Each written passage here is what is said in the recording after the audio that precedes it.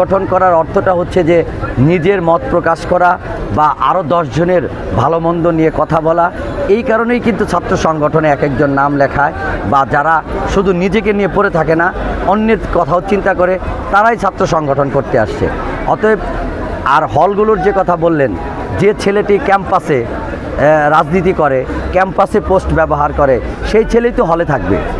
তো হলের রাজনীতি আসলে বন্ধ নয়, হলে কিভাবে রাজনীতি নিয়ন্ত্রিত হতে পারে তার একটি নীতিমালা তৈরি করা যেতে পারে। 5 তারিখ পরবর্তী সময়ে ছাত্রদল দ্বারা কোনো হলে এরকম সাধারণ ছাত্রছাত্রীদের অত্যাচার করা, গেস্ট রুম বানানো বা হল রুম দখল করা, এরকম কোনো ঘটনা আমি এখন পর্যন্ত শুনতে পাইনি। কোনোভাবেই আমরা জাতীয়তাবাদী ছাত্রদলের সংগঠনের পক্ষ থেকে সমর্থন করি না, আমি নিজে করি না, আমার সংগঠনের কোনো নেতাকর্মী এমনটা করুক আমি সেটা চাই না।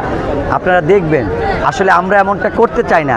আপনারা দেখবেন বেশ কিছু পেজ আছে, যেসব পেজ থেকে শুধু ছাত্রদলের নামে মিথ্যা প্রোপাগান্ডা ছড়ানো হয়, এমনভাবে ছড়ানো হয় একসাথে।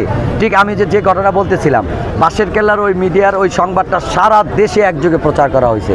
তাই আমরা আমাদের নেতাকর্মীদেরকে দিক নির্দেশনা দিয়েছি সাংগঠনিকভাবে মানে সহনশীলভাবে যেসব সংবাদের প্রতিবাদ করা উচিত, আমার সংগঠনের সকল নেতাকর্মী যেন সেই সব সংবাদের গঠনমূলক প্রতিবাদ করে। আমরা জাতীয়তাবাদী ছাত্রদল পুরনো একটি সংগঠন, এনসিপি নতুন একটি সংগঠন। 5 তারিখ পরবর্তী সময়ে এসে তারা 5 তারিখের আগে জুলাই অভ্যুত্থানে একটা বড় অংশ তারা অংশগ্রহণ করেছে। তারা এই জুলাই অভ্যুত্থানের অংশীদার, আমরা যেমন অংশীদার, সেই অংশীদার হিসেবে তাদের প্রতি সম্মান রাখি। এবং শুধু এই রকম সম্মান না, আপনারা দেখবেন আমরা 5 তারিখে আমাদের যে প্রোগ্রাম ছিল ঢাকা বিশ্ববিদ্যালয়কে স্পটে, সেখানে আমরা আমাদের কেন্দ্রীয় সংসদ এনসিপি অনুরোধ করার কারণে আমরা সেই জায়গা পর্যন্ত ছেড়ে দিয়েছি। আপনারা এই ঘটনা দ্বারাই প্রতিমান হয় যে আমরা অবশ্যই অন্যের সংগঠনকে নিজের জায়গা দিয়ে আমাদের জায়গা থেকে সরে যেতে আমরা মানসিকতা রাখি। আমি একটা পক্ষ বা দুইটা পক্ষকে আলাদাভাবে বলতে শুনি যে সংস্কারের কথা তো আমরাও চাই। বাংলাদেশে স্বৈর শাসকের আমলে যেভাবে মানুষের উপর সমস্ত ডিপার্টমেন্টকে দলীয়করণ করা হয়েছে, এইখান থেকে এই সমস্ত ডিপার্টমেন্টকে বের করে এনে একদম নীতিগত মানুষ এবং ভালো মানুষ যারা, এবং এই ধরনের প্রতিষ্ঠান থেকে এই ধরনের স্বৈর শাসকের দোসরদের সরিয়ে সুন্দর একটি ব্যবস্থা চালু করা হোক।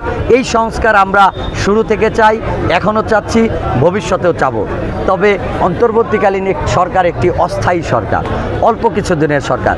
যৌক্তিকগতভাবে যেসব সংস্কার দরকার সেই সংস্কারগুলো করে খুব দ্রুত একটি গণতান্ত্রিক নির্বাচনের মাধ্যমে আমার ভোট আমি দেব, যাকে খুশি তাকে দেব, এই স্লোগানে নিজেদেরকে আত্মনিয়োগ করে সুন্দর একটি ভোটের মাধ্যমে গণতান্ত্রিক রাষ্ট্র প্রতিষ্ঠিত হোক এবং সেই রাষ্ট্র গণতান্ত্রিক সরকার আমূল পরিবর্তন করুক, দেশের মানুষের, দেশের জনগণের শান্তি বজায় রাখুক।